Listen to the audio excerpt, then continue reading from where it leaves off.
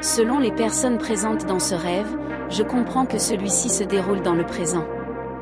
Accompagné de mes proches, je suis sur mon lieu de vacances. C'est un camping, nous avons l'emplacement numéro 123. Je ne me sens pas très bien. Je perds l'équilibre et crains de m'évanouir. Je ne sais pas où sont les autres membres de ma famille. Je ne suis pas sur notre emplacement, et suis incapable de retrouver le chemin. Je trouve alors de l'aide auprès d'un couple. Les deux hommes me proposent de me poser quelques minutes dans leur bungalow. Je ne suis pas à l'aise dans ce lieu. Ce logement me semble étrange.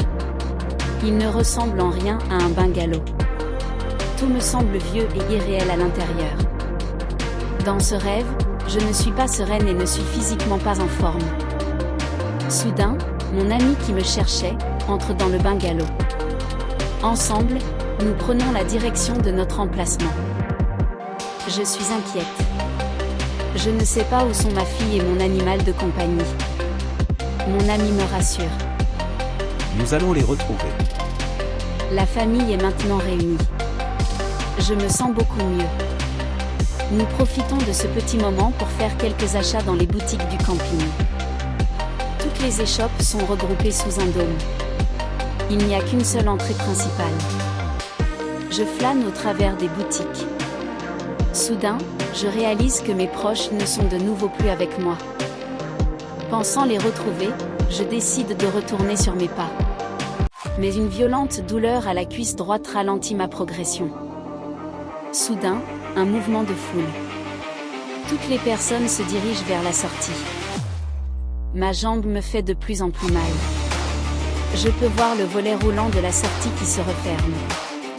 Malgré la douleur, je me hâte et parviens à me glisser sous le volet avant sa complète fermeture.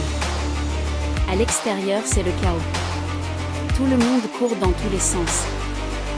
Je ressens le danger mais n'en comprends pas sa raison. Devant moi, un jeune homme tente d'éviter les jets de pierre. Furieux, il rétorque et fait de même. J'ai le sentiment d'être au cœur d'une scène de guerre. Les assaillants, que je ne vois pas, nous visent avec d'énormes cailloux. Je n'ai alors qu'une seule idée en tête. Retourner à mon emplacement, pensant y retrouver ma famille. Mais sous ce chaos, il m'est difficile de me situer et retrouver mon chemin. Soudain, devant moi une voiture. C'est le gardien. Il est en train d'interpeller une jeune fille, qu'il semble connaître, et lui demande de rentrer.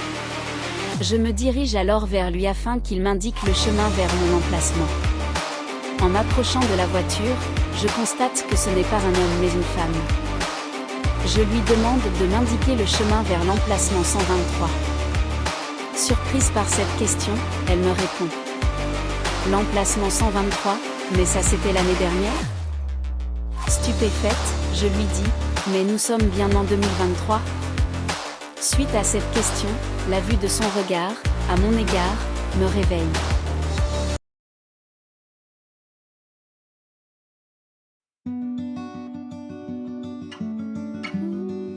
« 25 juillet 2023.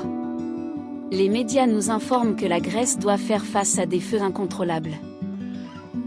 De nombreux touristes français sont rapatriés. La presse écrite titre cet événement. La Grèce est en guerre contre les incendies. 27 juillet 2023. Les médias évoquent l'explosion d'un entrepôt de stockage militaire suite à la propagation des incendies. Coïncidence ? Ou rêve prémonitoire ?